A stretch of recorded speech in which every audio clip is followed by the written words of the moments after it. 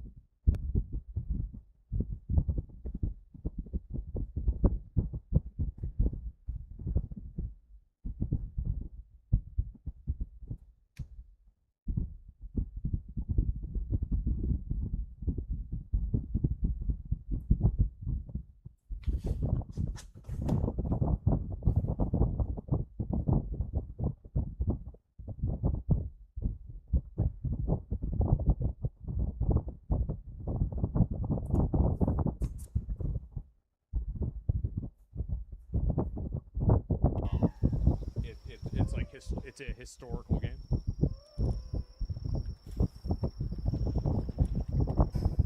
And where are we here? Primitive sword.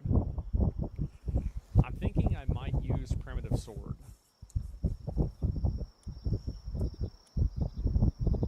What are we thinking about primitive sword? Pingullet rocket launcher is pretty cool.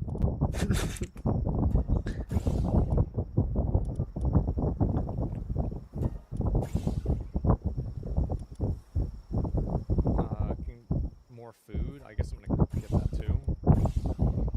Why? It's not a cross sword. Is a 3-hit combo. Yeah, but like I can also use the sword to gather things too, right?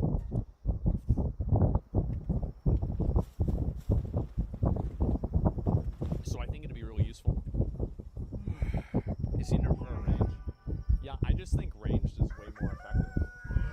I do. I think it's like infinitely more fucking effective. And I just need to find like a level, like when do I get a breeding farm? Block picking tool. Oh, this actually seems kind of useful. That seems really useful too. Essence condenser. Oh, an incubator. I need an incubator for sure. Prerequisite unobtained. Okay, I need to get that. Okay, so I get the free PAL alliance. So I need to do one more in order to get the breeding farm. Ring of Mercy is level 18. I already have, those are my Rings of Mercy right there. Like, I have these guys with me. I shouldn't really need anything else. Like, I don't know, like, now that every single thing has, like, its own advantage and everything, like, I don't know how that's going to work. Like, I'll figure all this out as time goes on. I'm not too worried about it. And I guess I'm just going to put, you know what, I'm going to put this guy to work. Yeah, because that's a level 2, right? And do any of these have any, like, real high value items? I feel like many of them don't. Oh, this is a good mining item, isn't it? Transporting, oh, transporting. I don't really care a lot about transporting. But I guess I'm going to replace him with that, so we can do some transporting. Yeah. Okay, good. Well, at least it's doing something now.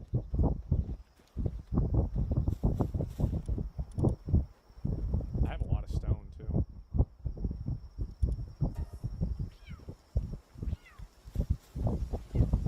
Kitten slave, yeah. Feed your pals. Oh, you're right. I'm out of food. I'll go loot some food, and then I'll just go put it in there. You guys are right.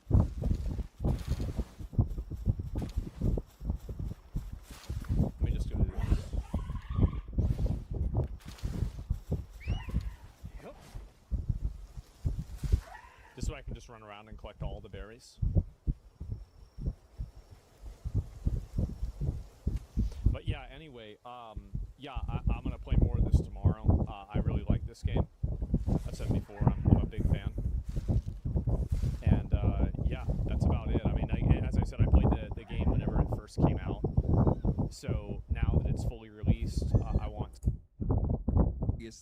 others that aren't. This game is really going crazy, man. It's nuts. Oh my god. This is like my 5th take. I've really been trying to hold it together, so please bear with me. Palworld has absolutely decimated the games industry. We have a ragtag group of developers and one guy from a gas station that have somehow drugged this game over the finish line, reaching over 800,000 concurrent players on Steam. Jesus. These guys have probably By the sold, way, since this video, it's over 900,000 people. like, I don't know, That's probably over crazy. 30 million copies by now, and you have these publishers and studios that have been spending like $200 or $500 million. All for nothing. These guys by now, and you have these publishers and studios. It's over 900,000 people. Like, I don't know, That's probably like over crazy. 30 million copies by now, and you have these publishers and studios that have been spending like $200 or $500 million. All for And nothing. these guys just absolutely destroyed them. Just They completely infinity money, decimated them. and It it's is going absolutely nowhere. embarrassing. You got schooled. Is it? And the one thing that makes this all the more sweeter is that this game, since its existence, since the minute it entered into the market, Yep. this team in this game has had their head held underwater.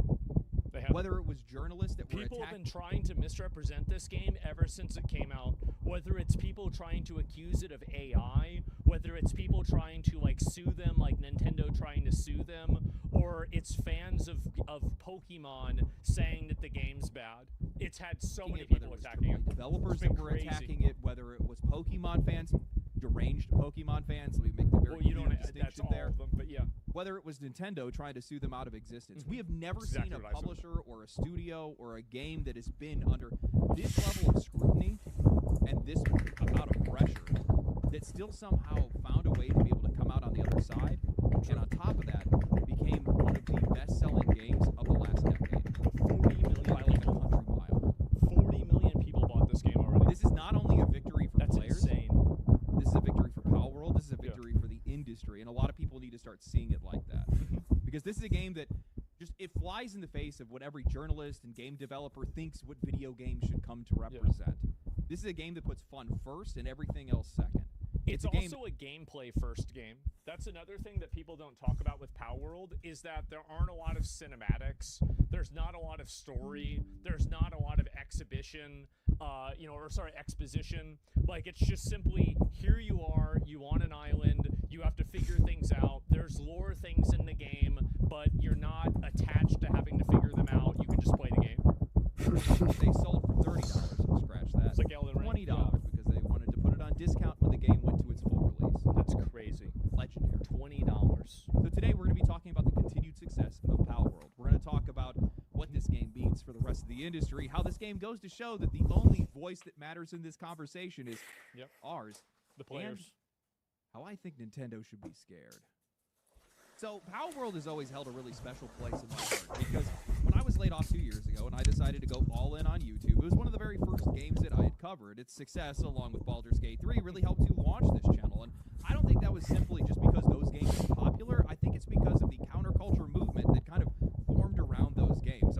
I think he's right about that. There's like an entire culture around people that are rejecting a lot of the traditional video game hegemony of like these games have to have this stuff and it's popular with these people. I think that there's a general rejection of that with everything. I'm sure if a lot of you guys remember this, but player expectations clashing with developers and publishers complaining about the realities of game development was a massive topic at the time. And I think that that period largely closed the chapter on players being willing to listen or have any empathy for anybody that was asking for their money. With Baldur's Gate 3, developers and journalists were saying that it was unfair for players to expect a game of a similar quality from anybody else, even though Larian had made it with fewer developers, a smaller budget, and within roughly the same amount of time frame as any other AAA game. I love how there's always some sort of like problem that you can't solve, which is the reason why you're failing.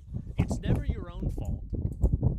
With Power World, it was full-on Never gatekeeping. happens. The industry did everything they could to write off that game's success because millions of players tried were to gatekeep flocking to this game like something that they had crazy. already dismissed as a blatant ripoff and the antithesis of modern game design. A crackpot team of 10 developers, a gas station worker, and a rubber band, and a game made for less than $10 million. They attacked its themes, its cruelty, the slavery, naughty. The world's most popular video game is a huge mistake. From ripping off Pokemon to forcing players into the worst possible scenarios, no game is cursed more than Power World. Like, this is a video game with cartoons. It's a cartoon video game. Dog developer came out and said that it must have been made nefariously. Others had argued that its gameplay and it was made nefariously. I have no proof for this, but I know it was nefarious. Look at these people. Isn't this insane? It does feel like that, doesn't it? And making a game is just so difficult. They're cheating somehow. I just can't pinpoint how. Others had argued that its gameplay and themes simply just weren't up to modern standards. It just wasn't good enough to be this popular, they thought. But Power World isn't good enough to be this controversial. Gamer writing. It isn't a plucky indie game sticking it to the AAAs. It is yet another copycat without an original bone in its body. It's not heralding the death of creativity in gaming either. The CEO, a big fan of AI, but with a catalog. I love how you can go back 2 years ago and you see how delusional and stupid people were for pretending like AI was this evil thing they had to avoid. I think it's hilarious. Not Breath of the Very Wild, not clearly Ark, and that's not not the Hollow case. Knight. Is it really Nowadays, shocking that you would everybody's endorse a totally tool okay that with it. shamelessly rips off artists? And copycats like this are a dime a dozen. They're not indicative of the industry's future. Also, if the copy is good, then I think that's really what matters the most, right? I mean, if the copy is bad, then the problem is the quality, nothing else besides that. It's just literally the quality and that's it. Oh, hey, hello, hi, how you doing? You brought me food? Oh my god, okay, thank you. It sold 15 million copies in its first year, past 25 million by the end of 2020. You brought me food? Oh my god, okay.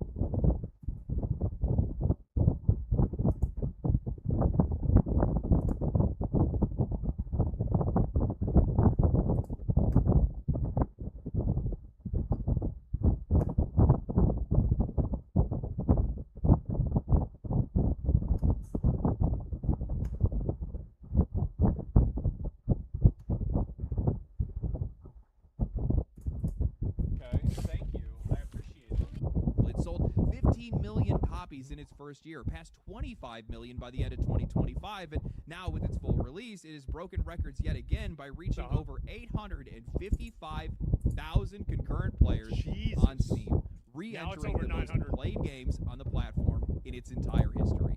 At this point,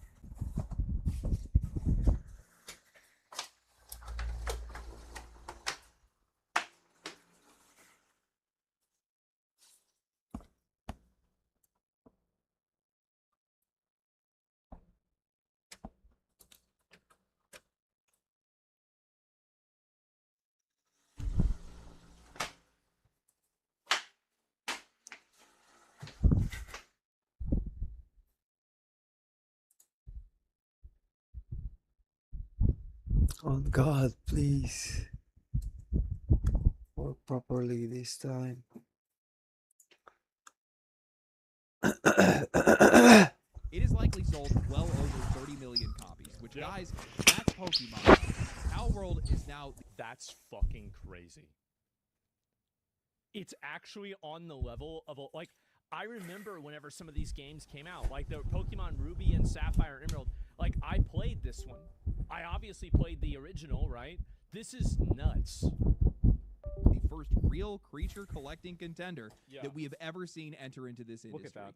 And yet, for some odd reason, Oh we still my have God. an incredible amount of mental gymnastics that are coming from mostly deranged Pokemon fans that are trying to argue that Pal World actually failed to regain its momentum, that the game This is the person I muted earlier.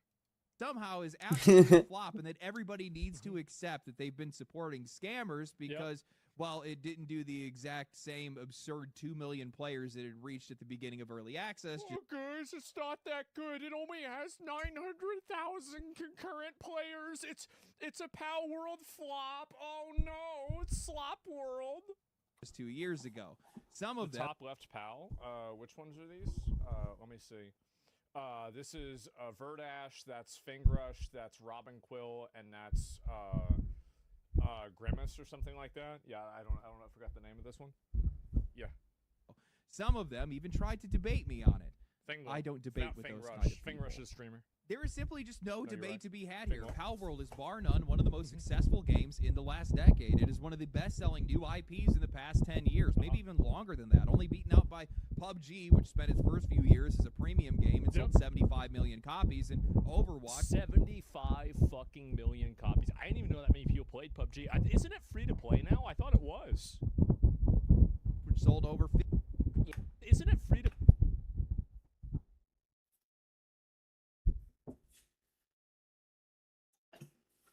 play now? I thought it was. Which sold over. If you want, by the way. It died after 1 minute. Okay, if that doesn't work, so there's like 2 different things you can do. Number one, you can just use this cord and hold on to it, or what?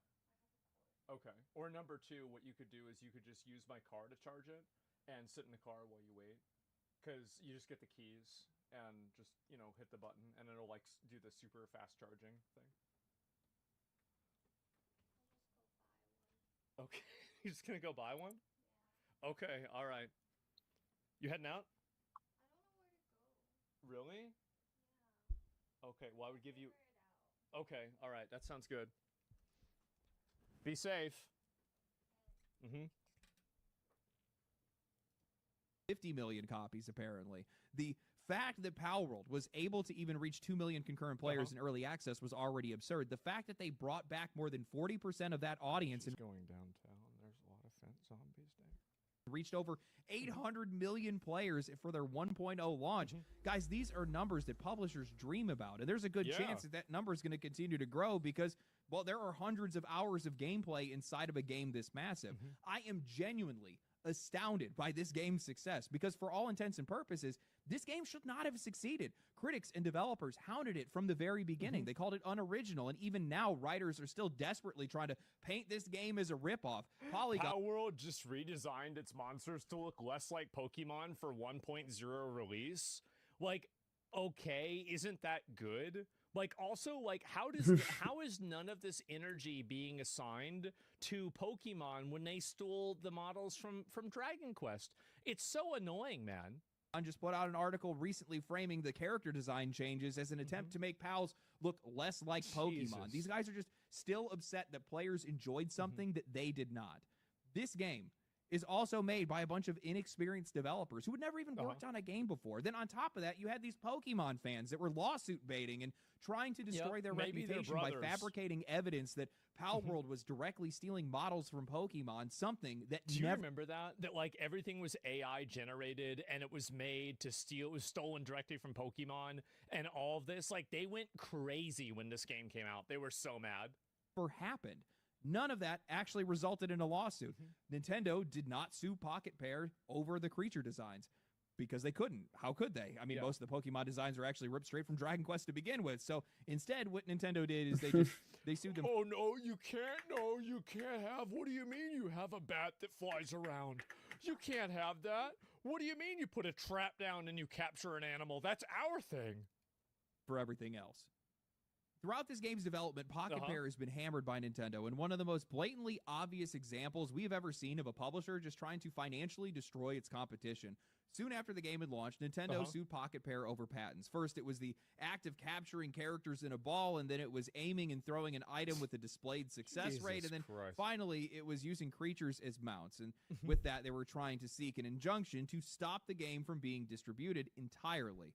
They threw everything at the wall, and they hoped that something would stick. That's this entire thing. It's basically what they did from the very beginning, even going as far as to file patents during the lawsuit and attempt to they patented things during their lawsuit in order to hopefully use them, and they said, well, we had the idea before this, we just didn't patent it. Nintendo tried everything they could to shut this game down.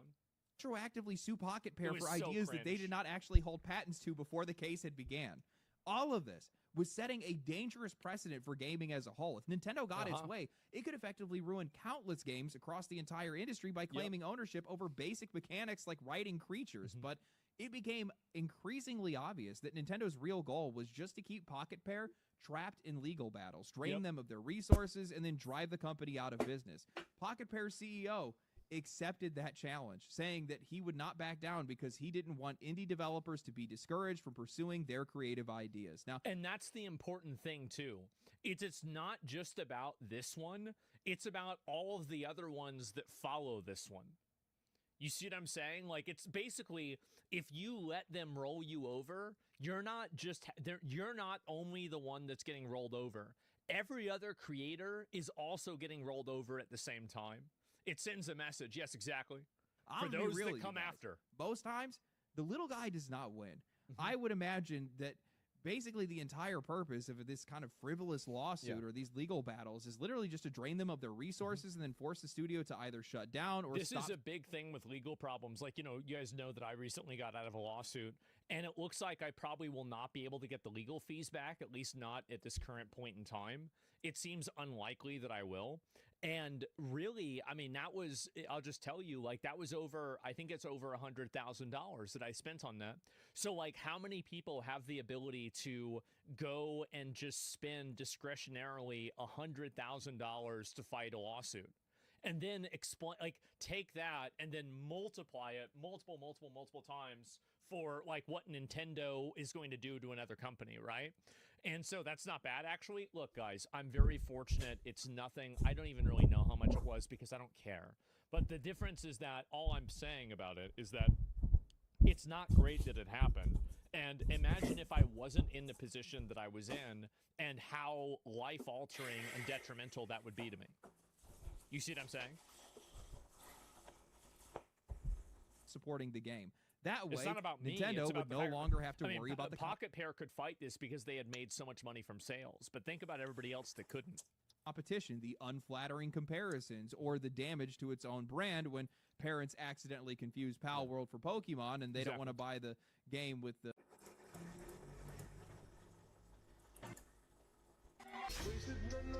Ay pinagpalit pero di masakit. Alam mo yung masakit? Ang pangit ng kabit. Wasted na naman ako, gang gang. Kasi yung babae ko sa iba nagpa-bang bang. Kaya eto ako ngayon.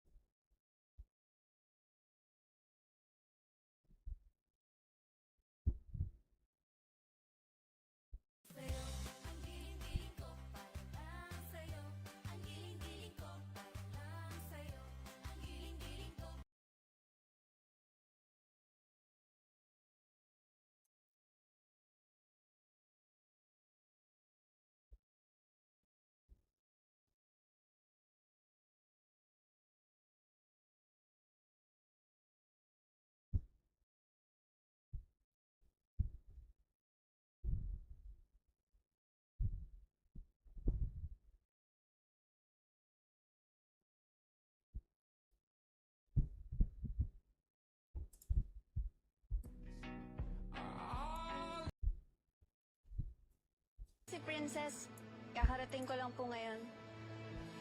Nung paki ko.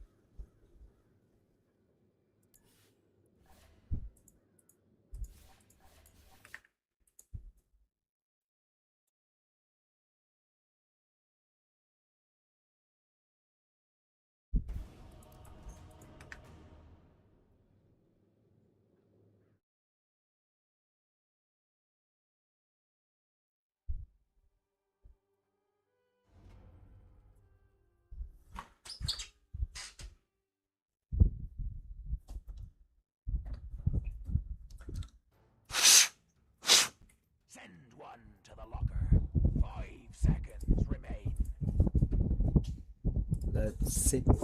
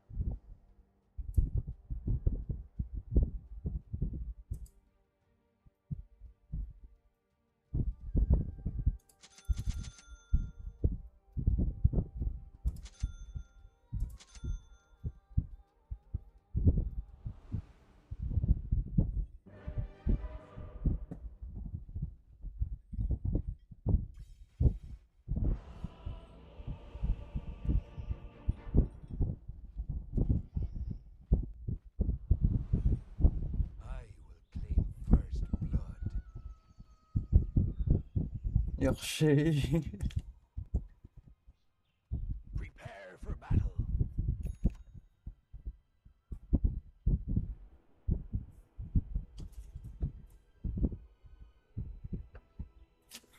So it shall be.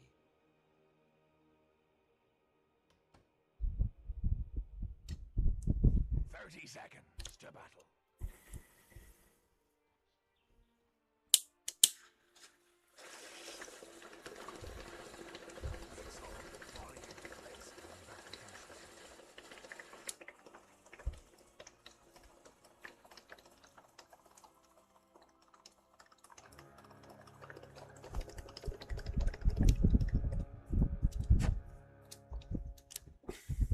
The battle begins.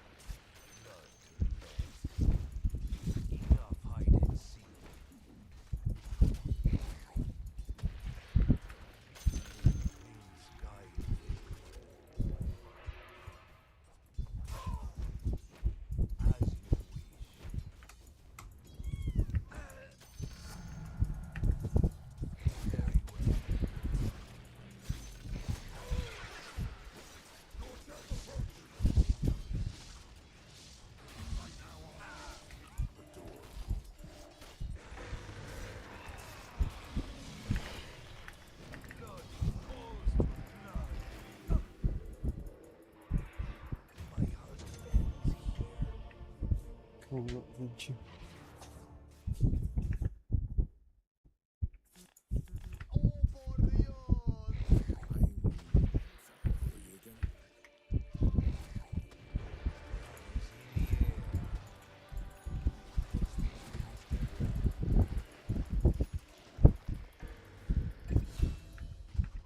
I go.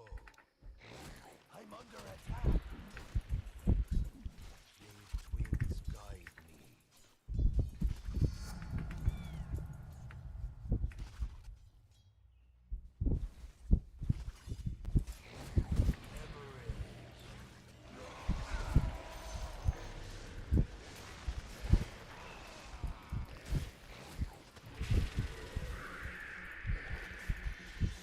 So it shall smell blood.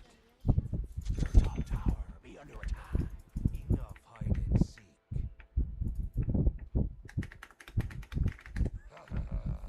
Look alive! Your top tower be under attack.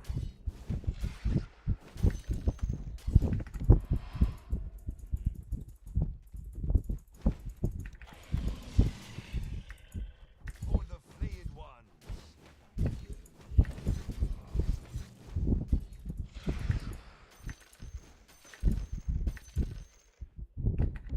I strike.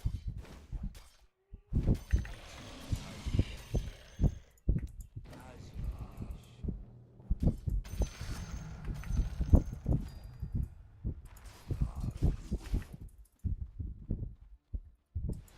Killing spree, whoa!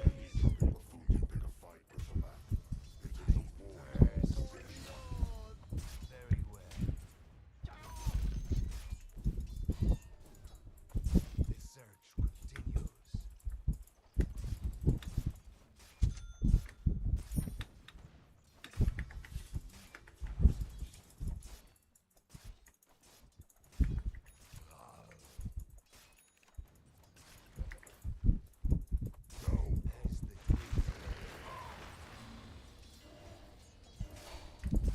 no matter. Oh boy, killing spree. You're an abomination, Bloodseeker.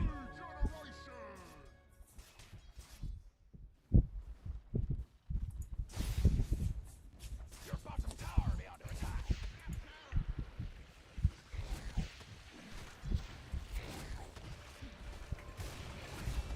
Your bottom tower be attacked. Very well. So it shall be.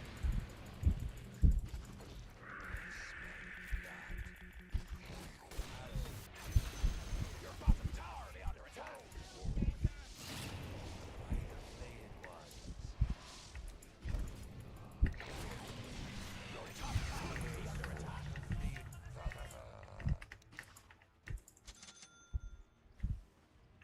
How weak, idiot. Open your veins.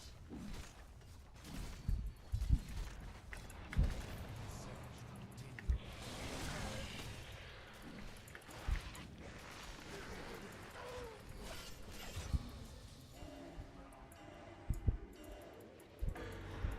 I'm under attack.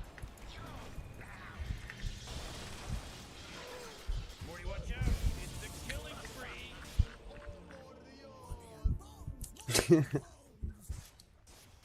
Dire structures be fortified. For now. Your middle tower be under attack.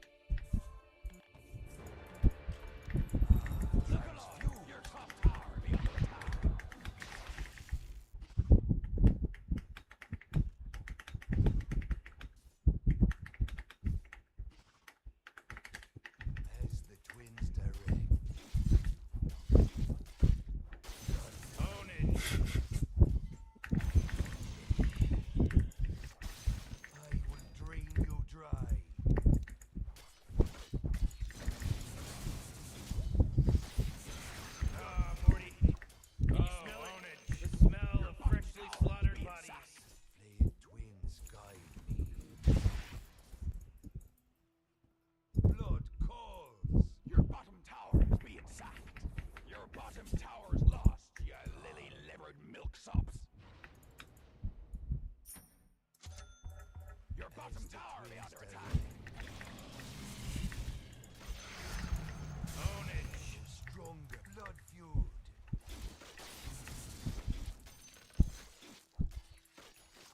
For the flayed ones. So it shall be.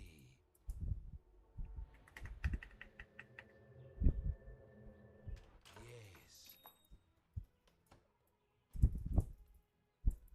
Enough hide and seek.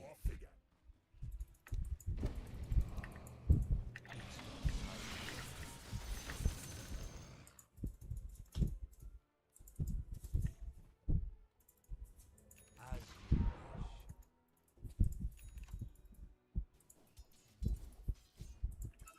The search will continue.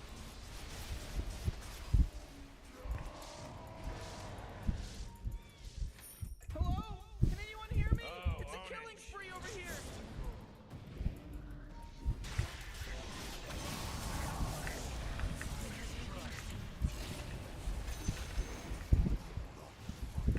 He monster kills. By the flayed ones.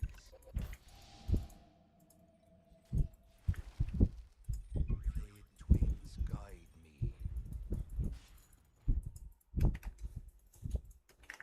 Very well.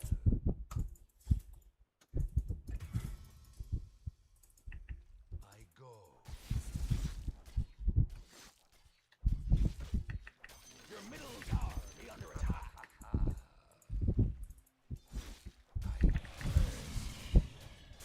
Your middle tower be under fire. Your veins. Yes.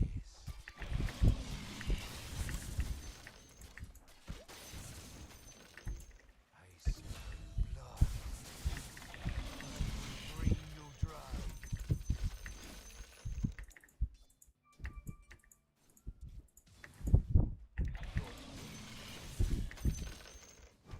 Your blood is mine.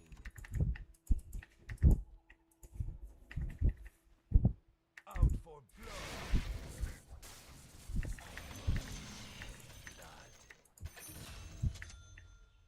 As you wish.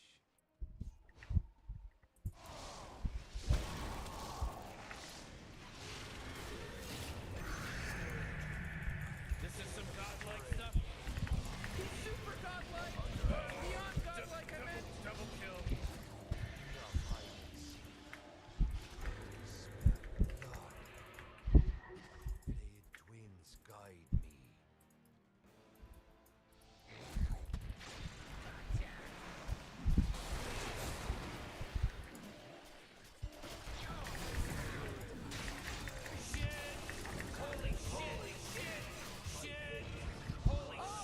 Triple kill. Learn from your mistakes.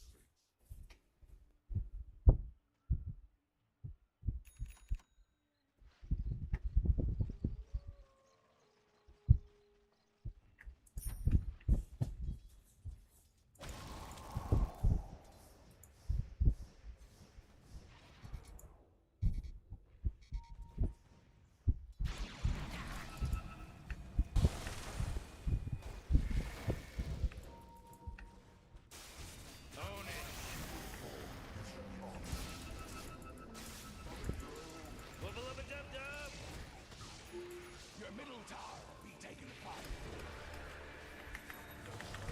He's super godlike. Or beyond godlike, I meant. It should be against the rules. Your middle tower be under attack. Holy shit. Double kill. Blood. Your middle tower. Your middle tower has fallen.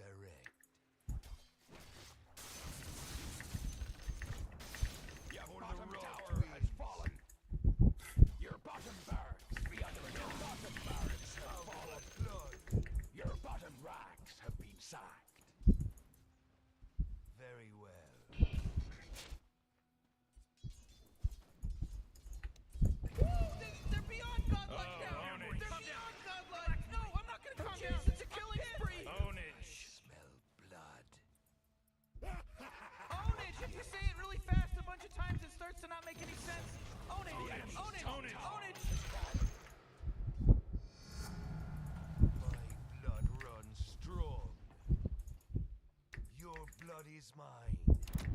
Oh,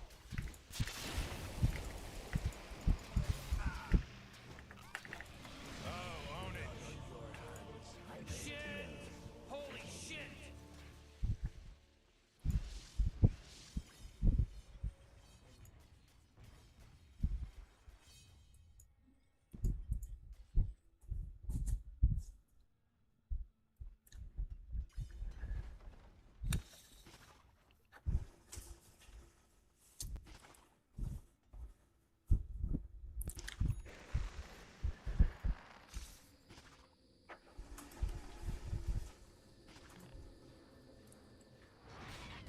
Your middle tower be under fire.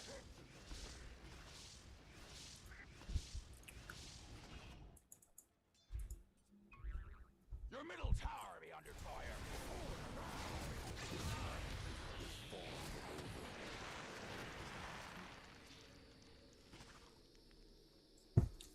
Your top tower be under attack.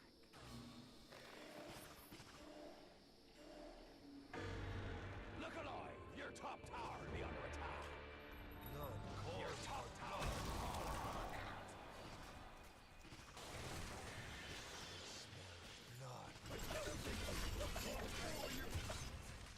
Your middle tower be under attack.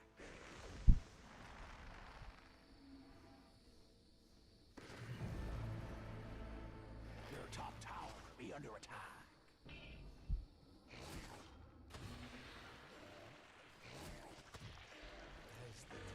Your top tower be under attack.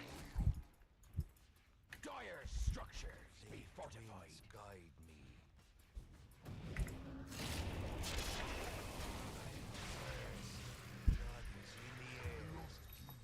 Your top tower be under attack. Your top tower is fallen, you fox-faced.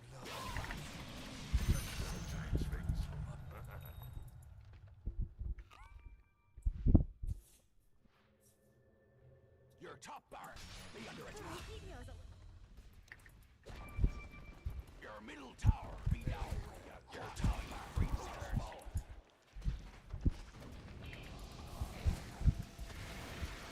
I'm under attack.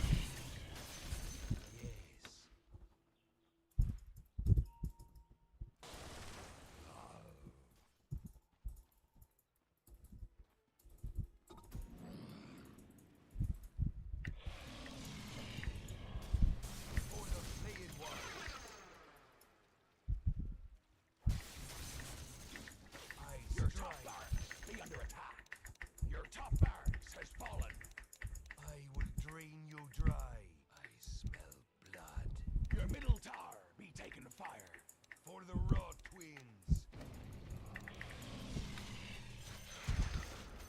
Your middle tower's fallen.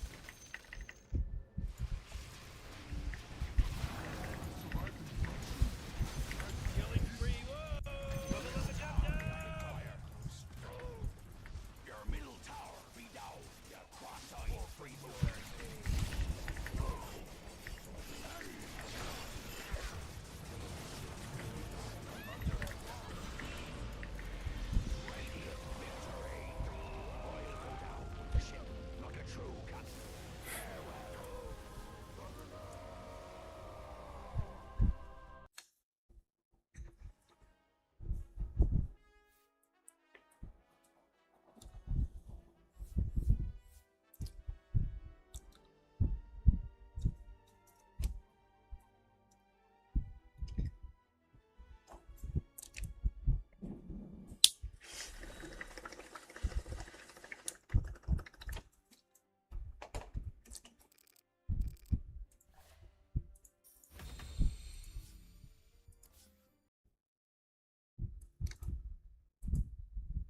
The slavery and guns. I don't Oh, really know no. exactly what their problem was, but even with Nintendo's intervention, none of that stopped players from supporting the game.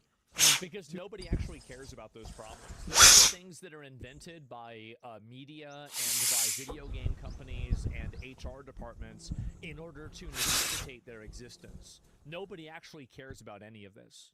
Much displeasure of the rest of the industry and many other developers and also the media, well, other studios also began supporting Palworld. Terraria brought cosmetics, weapons, bosses, and more with its crossover. And you have to keep in mind, Terraria is also isn't that a one-man game, basically, or it started out that way? Like, that was made by really just, one really good developer. Then followed with one of its own. Valheim and Corekeeper later joined Palworld in these group bundles where the studios could support one another. All of this helped Pocket Pair to hold out against one of the most litigious publishers in the industry, with the lawsuit now reported. And also, by the way, Nintendo's the most successful, too. Nintendo's extremely successful with their litigation. It's not only are they litigious, but they are successful and, effective with it. Ending with Nintendo only able to win around $30,000 in damages. Oh, don't you just love to see justice served?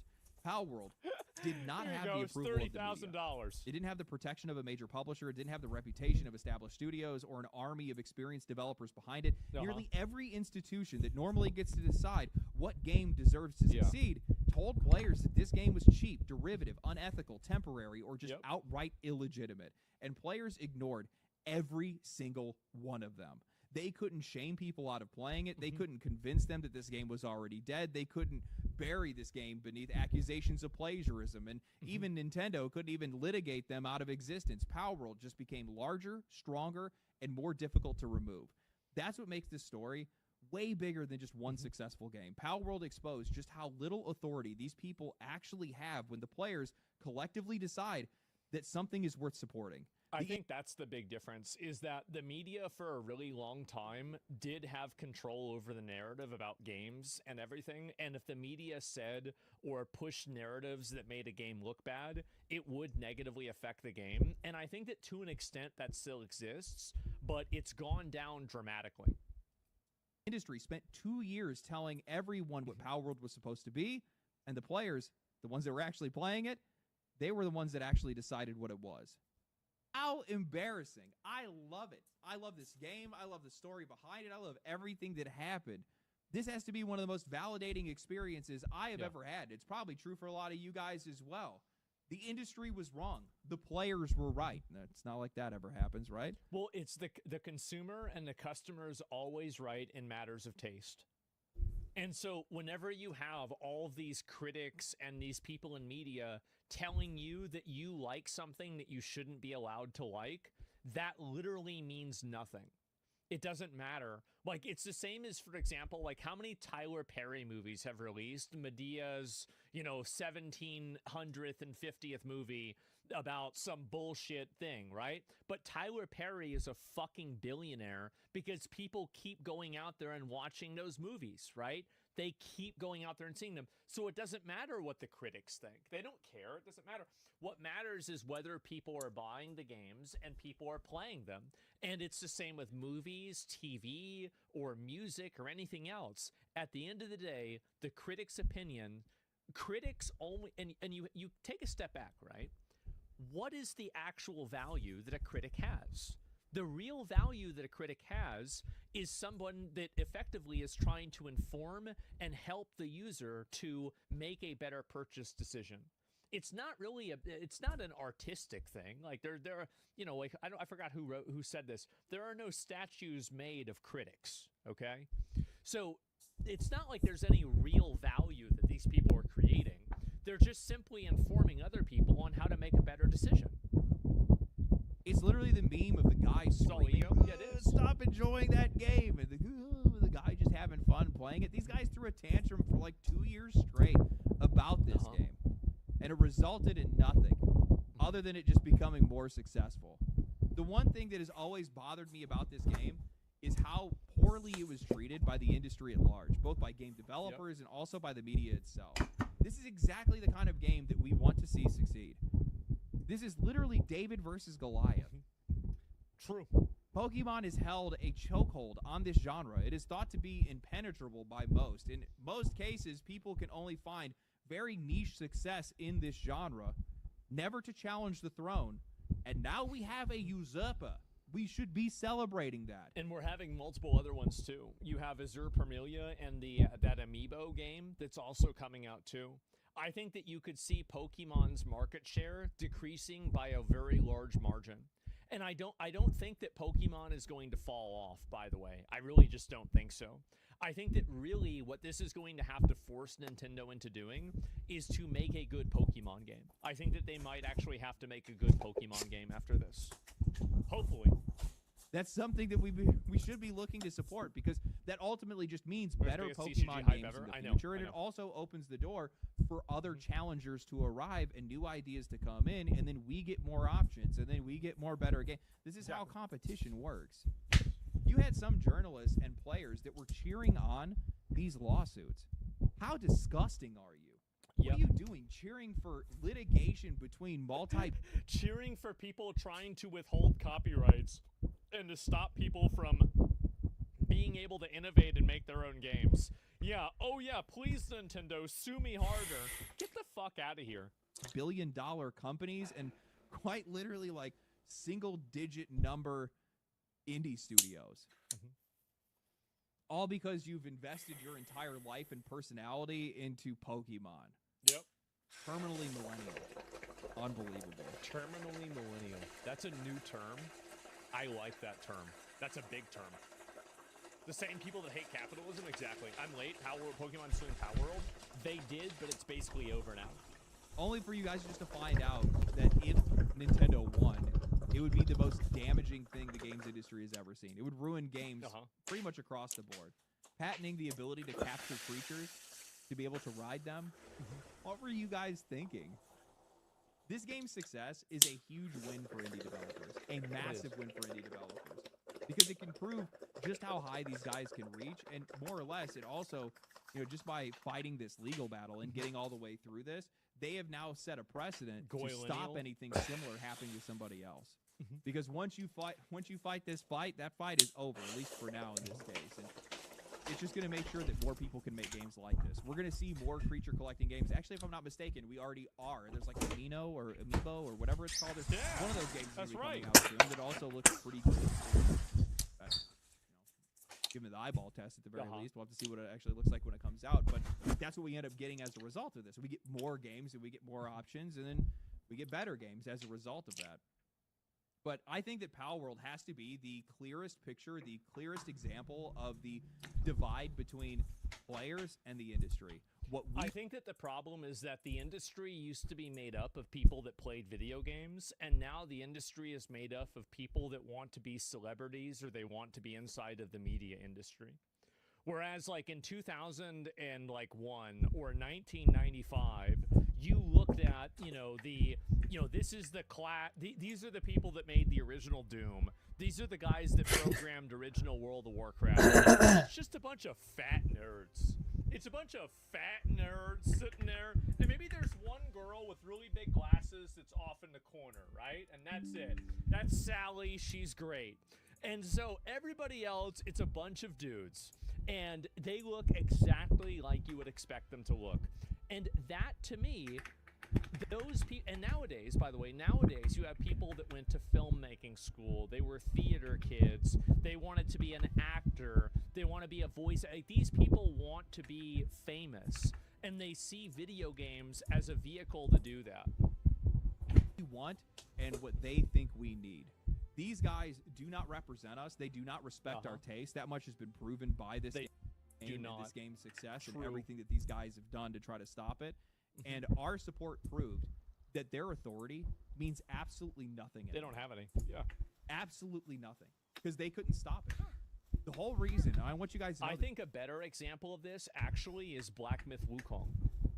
I think Black Myth Wukong had the exact same problem because the people that worked at Game Science, and that's the company that made Black Myth Wukong, did not capitulate even 1% to the Western value judgment of the way that they interpreted statements that people that worked at the company made. They were like, listen, we're here to talk about the game. We're not here to talk about what's happening at the studio. This is just simply about the video game. And these people, like, that's why I think that's the reason why Black Myth Wukong didn't get a 10. Like, yeah, Stellar Blade is another great example. Yeah, these people, and by the way, they're not done yet. We haven't completely destroyed them, and we need to. We have to completely destroy them. Because if we don't, they will destroy everything that you love. Everything that you love, everything that you enjoy, they will infect it with their stupid fucking ideas, with their garbage value system, and with their trash ideology. They need to be totally driven out of the industry. Completely driven out of the industry. They are the villains. They are the bad guys, and they need to go. It's the whole reason that Power World was able to make it this far, the reason why Pocket Pair was able to fight their legal battles the way that they have, it's because we continue to support them financially and also emotionally in a way because you know, people really like their game, so they felt pushed to be able to continue to support it. Driven out we of actually society. ended up in the midst of this revealing to the rest of the industry what players actually want. Yeah. Fun games. Well, and it's also, like, it's what I said earlier, it's an actual video game. Power World is a video game. Like, you are playing, it's interactive, you are doing things, you're always active. Like, a lot of AAA video games now, the amount of time that you're actually playing the game is minimal. Like, I want a video game that I am playing and interacting with and doing things with. Like, Elden Ring, Super Mario Brothers 3, Legend of Zelda Link to the Past. Fucking, like, I want to play a video game. Hollow Knight. You know, you're actually doing something in the game. You're not sitting around listening to fucking cinematics. There's not a storyline exposition where 7 different proper nouns get thrown at you that you have to remember how they connect together. Like, it's just an actual fucking game. And I think that's what people want to see. It is. I hate movie games. I don't even hate movie games, but I hate video games where it's like I'm trying to, like, I want to play the game. I want to play the game. I can't play the game because I keep getting interrupted. I'm getting interrupted. I can't do anything. That's going to be a real problem for a lot of people. Armored Core 6. When Power World first launched into early access, I honestly took a lot of the backlash at face value. Some of the character designs are clearly inspired by Pokemon. Oh, they were stolen for sure. Fuck them. That's what happens. Pokemon stole it from Dragon Quest. Power World should be able to steal it from Pokemon. Sure. Okay, I'll give you that. Yeah. I can also understand for some people that they might be offended by some of the game's themes. I definitely don't respect those people, but, you know, I can understand how they got there. Yeah. But after all this time, and after seeing everything that this game has delivered, I think I finally understand what the real issue was for a lot of people in this industry, which is the fact that they just don't get it. And that confusion frustrates them. What do you mean players want a game that's filled with themes of cute animal slavery and toilet-level humor? What do you mean they want to shove a penguin into a rocket launcher or have a monkey following them around with an AK-47? What do you mean they want hot anime chick bosses that they can capture in a ball and then force into hard labor? What do you mean they want this offensive, distasteful, copycat game made of Unreal assets and fever dreams, and it's somehow now the best-selling game in the last decade?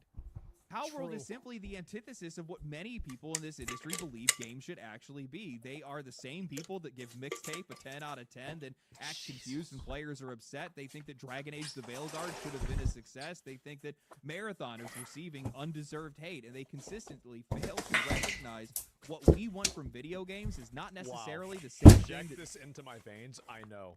they want.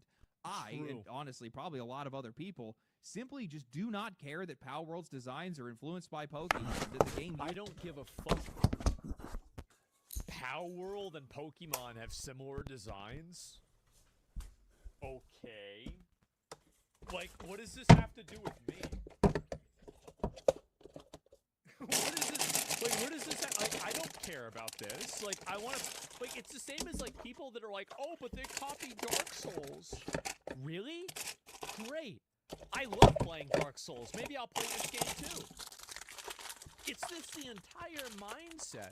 And I think that the mindset reveals that these people are fundamentally not on the player's side. They're not. They're on the corporation side. They're on Access Media's side. They are on the side of a class of people who they consider above the people that actually consume and play the content. That's what they really are. They think that they're better than us. And they're not. They're losers.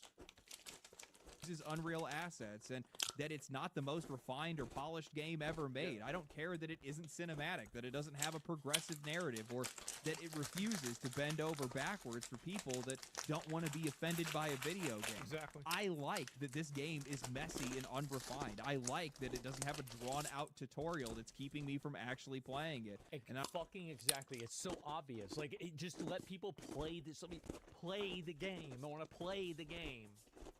Holy I'm not fuck. forced to stop and watch a movie every half an hour Yes! while I'm playing the game. Yes! That I actually get to the gameplay almost immediately Playing the after I video turn it game. on. And I'm going to say the reason that this game has become as successful as it is because Pocket Pair actually just leaned harder into what players wanted instead of trying to please the rest of the industry with what they think they would want. True.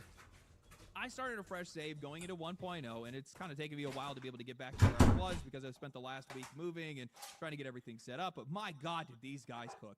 These guys went far above and beyond what I think anybody expected them to do, especially the people who had claimed that this game was a blatant cash grab and they would be abandoning the game shortly after their launch. But Palworld 1.0 has a fully fleshed out storyline, side quests that are scattered across the map, new biomes, and 72 new additional creatures on top of everything that they already added in their earlier updates. It has an absurd amount of new weapons and armor sets and crafting options. Base building is enormous now with The game is ridiculously complex. It is. It is crazy complicated. countless materials, workstations, decorations, and copy your early structures to be build. able to It's build. the best build. They added expeditions that allow you to send your pals out to gather autoplay resources. thing, They yeah. expanded the pal customization with mutations and awakenings, allowing you to make them as powerful as you want. During early access, they even added global pal bonds, which allows you to be able to take pals between worlds, and also we did this alongside the pal arena, which means you can go and fight other players on a server or face NPCs in 3 versus 3 battles, and you That's get a bunch of insane. rewards. It's crazy what these guys have done.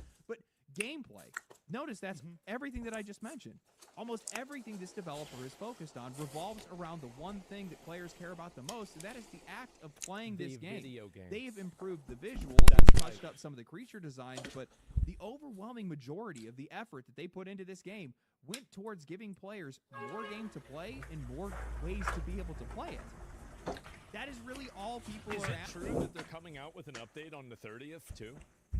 I heard that they were. I'm not sure if that's true, though. Asking for it. It's Somebody a in massive chat reason said why this. Palworld has been as successful as it has been to this point. Because Yes. people just want more gameplay Oh and my they just want a fun game to play.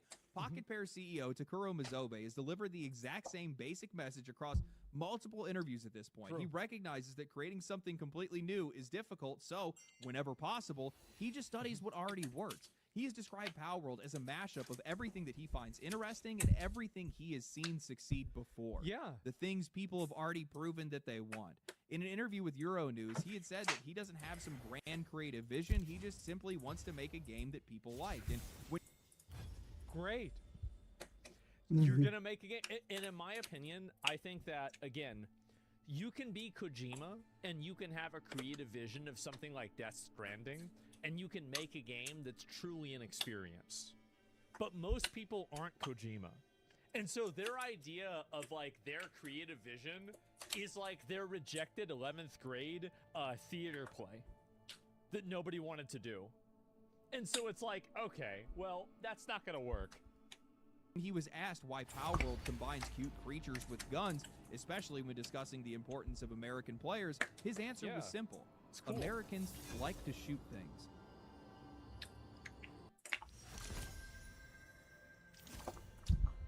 Finally, someone who understands us.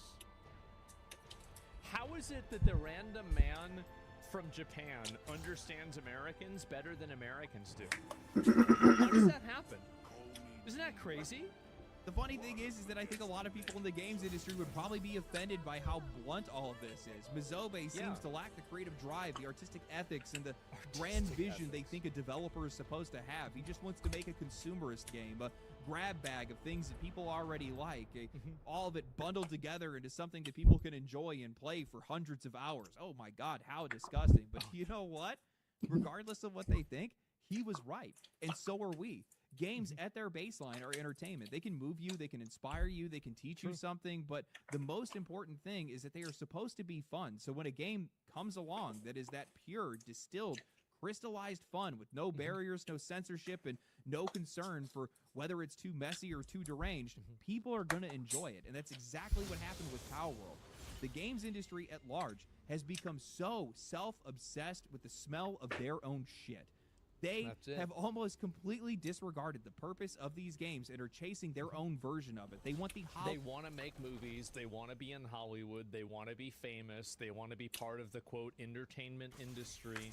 They want that level of recognition.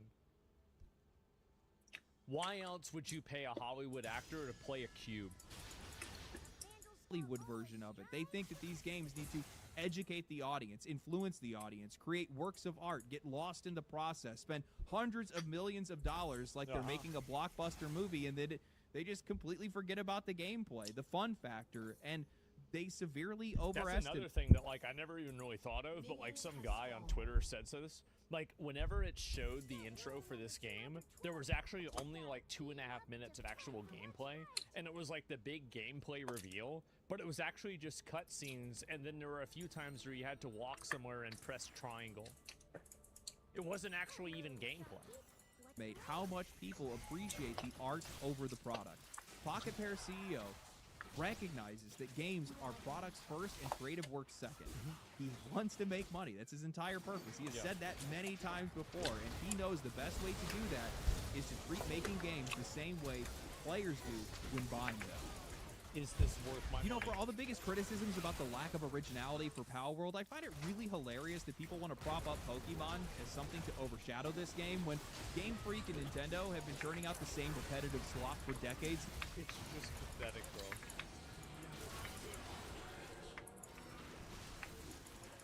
This is actually fucking pathetic. Look at this. Oh my god. What a piece of fucking garbage. Wow. Decades now with little to no innovation. You know, I played Pokemon ZA, much to the dismay of many Pokemon fans, where they tried to innovate, ironically just copying Palworld's involvement of the player character in combat and not just the creatures, but all they did was just make it where you just run around and dodge attacks. No other interactivity other than just spamming buttons and waiting for abilities to come off of cooldown. You know, as shallow as they try to make Palworld seem, you are shooting guns, you're laying traps, you're throwing grenades, you're grabbing a pal and using them as a flamethrower, you're riding on the back of them to use their abilities and then switching them out for something else. In copying the old, Palworld ended up making something far better, far newer, more dynamic and interactive, a creature collector that honestly has more flexibility than any game has ever had before, including any game that's been made by Nintendo. Palworld is honestly just a fantastic game now. Simple as that. And you know, one of the things that I realized when I was playing through it again is that they even made the act of collecting creatures better than it's ever been. You know, in Pokemon, you collect a creature and it's just filling out your Pokédex just for the completion's sake. In Palworld, catching them gives you more experience. It expands what you can do at your base. It lets you strengthen your other pals, and it opens up more ways to play.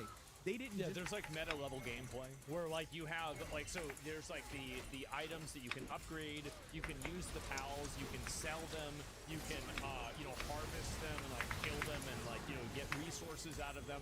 There's like 50 different ways that you can play this game in order to achieve goals. Simply the combat or exploration, they made the act of collecting creatures actually matter. Now, I think this is where the comparison to Pokemon finally becomes a bit unavoidable here, but you know, Palworld did not become successful because it tricked a bunch of people into buying a knockoff. It became successful because there was a massive audience that was waiting for somebody to take this genre somewhere new.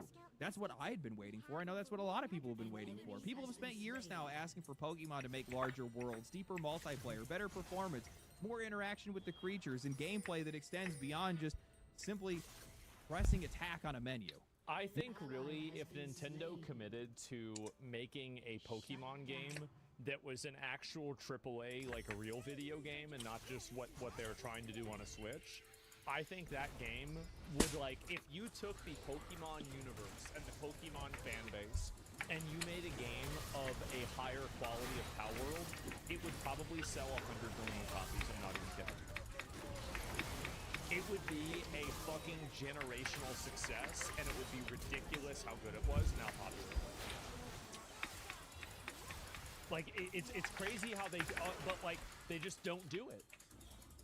Nintendo could ignore a lot of those demands because, well, there was really nowhere else for that audience to go. Every single competitor remained small enough for these guys to dismiss, and Pokemon continued to sell millions of copies because that audience just buys those games anyway, regardless of how little those games move forward. But I think Palworld changes that. It changes those expectations. Your creatures fight alongside you. They work inside your bases. They gather resources, operate machinery, service mounts. They fundamentally change the way that you move throughout the world. Pocket Pair took the fantasy that people had watching Pokemon as children and built an entire game around actually living alongside those creatures, though.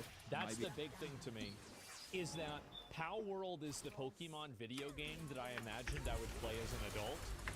Pokemon Legends ZA looks like it could have been made for the Nintendo 64. It doesn't feel like it's a new game. A little bit more twisted than people probably thought it would be. It gave people more freedom, more interaction, and more game for $20 or $30 than Nintendo has been willing to offer for twice the price for many years now. Palworld did not steal Pokemon's audience. Pokemon abandoned an audience that Palworld was willing to serve. And I think that audience is a lot bigger than they know. The gatekeepers of the games industry have completely lost control. We are the captain now, my friends. They can't do anything to stop it. We have now proven through this game, out of any game, I think at this point, that our demand outstrips anything that they can say or do to try to change things and move things in a direction that we do not want. And I think this game is probably the clearest example that we have ever seen of the games industry at large, whether it's developers or the press or whoever else, just completely not having or respecting the same taste as players. They are so absolutely confused by the fact that people like this game, and it drives them up the wall. And it's not even because that people they're not gamers. They don't play video games. So like in their mind, it's like, oh wow, like yeah, this is so confusing for me. Yeah, because you don't understand people that play video games. Like your idea of a video game is an interactive movie that you press triangle. Like this game is that this many people like this game because it is an aversion of truth to them. How is this possible? What do you mean? Why isn't it The Last of Us? Why isn't it mixtape? Why isn't it these other artistic, wasteful, garbage games that nobody wants to give time to? Well, I'm going to tell you, it's pretty simple. We want fun games. Do you think anyone, and no secret, who plays Palworld? I think it's more than that. I think that probably every single executive probably has played Palworld. Every guy that's involved with the Pokemon branch, and even people that aren't at Nintendo, I bet they have all extensively played Palworld, and I bet they are sitting there over in that office in Japan, yelling at each other, mad that they haven't done it better than this. I don't think that they're delusional. I bet there's a lot of guys over at Nintendo that are saying, see, I told you. See, I told you. Why didn't you listen? So, this is all we had to do. I guarantee you they're doing that. is a very fun game. Simple as that. Wouldn't you do that? It's not the most creative game. It's not the most compelling game, but man, once you're in it, you're having fun, and you just keep playing. Keep playing, and you keep playing. Every single session you go to sit down, you put multiple hours in. It is not a game that you sit down to play for 30 minutes and just walk away from it for a week. Exactly. No. Most people are picking up this Lock game in. and continuing to play it. That's the reason why the Steam numbers are as high as they are, because the concurrent player is... Yeah, you guys get it. Yeah. It's just fun to see. I love seeing this happen. And, you know, massive congratulations to Pocket Pair and Pal World. It's huge what these guys have done. Not only just the creativity and the originality of their game, or at least the originality that I see in it, the things that they've done with it, and how amazing of a game these guys have made, and getting this game all the way to the finish line with as few as people as they had. The team's definitely grown over the years. I think they're closer to 100 people now, but it's crazy that they were able to pull off what they did with as few people as they had before. But the game is great. It really is. I think that we have to reframe the way that we talk about small teams. I think that instead of saying that it's incredible that a small team was able to make a great game, I think that we have to reframe this into, why is it that you have this huge team and you can't make a good game? Because if you really go back in time and you look at a lot of video games that were made, there were tons of video games that didn't have a gigantic team, but the game was super successful and super popular. So really, I think that the idea of a team needing to be that size, small is a frame of reference. And I think really the team size of things like Pocket Pair, Pal World, right, obviously, or Expedition 33, I think that probably should be the norm. And honestly, man, I have to respect I gotta respect the balls on these guys to go after and take on one of the biggest and most litigious publishers in the entire industry and come out alive. Not even come out alive, come out on top. Yeah, against Pokemon. You guys oh are my kings, God. man. Kings in my eyes. That is And I view this game as one of the catalysts in what I am viewing as a culture war. Not even a culture war. It's a counterculture in video games, where people are just sick and tired of the gaslighting. People are sick and tired of people telling them what games should be, or how games should be played, or what games can include, and who games are actually made for. And they just want all that bullshit to go away, and they just want fun video games. And this game has been a part of that. Because it showed the contrast between expectations and desires. You can't do it. Basically, yeah. No. You know, one of the other things that I've seen as But well is there's been a lot of the journalists narrative? who've been turncoating pretty quick. And I find that to be What about the narrative? poetic. You see a lot of these guys that were like, they were bad-mouthing Power World 2 years ago, but now that, you know, there's been a few rounds of layoffs and their companies aren't doing that well and they really need some ad revenue, now you see these guys really doing their best to try to, you know, positive post about, you know, Pocket Pair and Pal World because, well, they've got to make money and they got to get clicks. You see these guys. That's exactly it. And if any of these people make the negative posts about these games because they're mad that video games are being made without their consent, there's going to be a video made about it. Somebody's going to make a video about it. It's going to happen. And they're going to deserve it. They will. They're going to deserve it. It's the same thing. Remember that guy from Avowed that got fired? Yeah.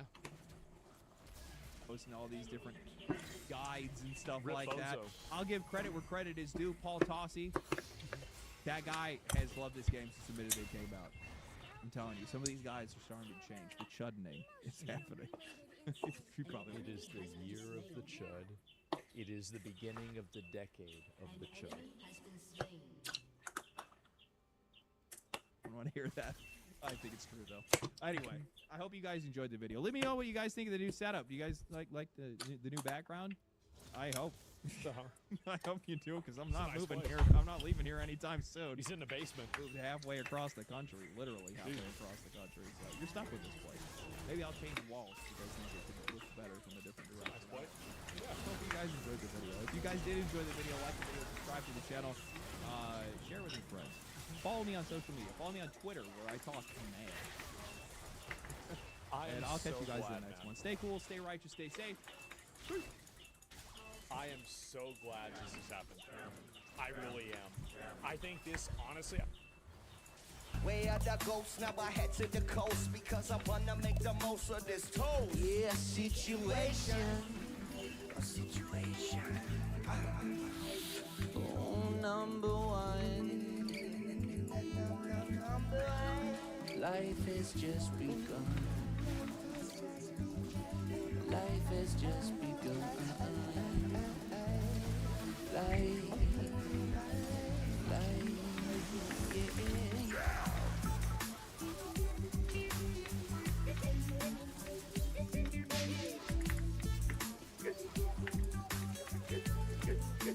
Get the fuck out of here. Call me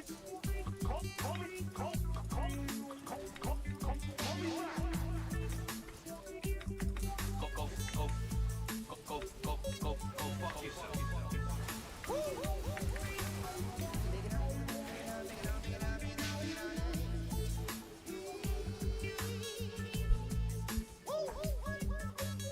Hi guys. Smells good over there. Is this tacos or what? Situation number one. Sit back, relax, and have yourself some fun. Quit overthinking. You're too young. Sit back, relax, and have yourself some fun. Life has just begun. Whoa, life has just begun. Whoa, life has just begun. Whoa, life has just begun. Whoa.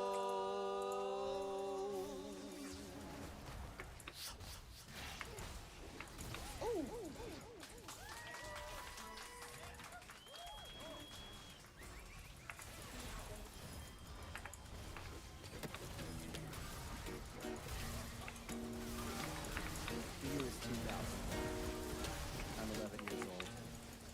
I'm at the Philadelphia X Games with my father. Someone walks up to me and hands me a CD for this new band. They say, you gotta check this out. And the CD says, Gorillas. And at that moment, that exact moment, my life has changed forever. So here we go, y'all. Oops,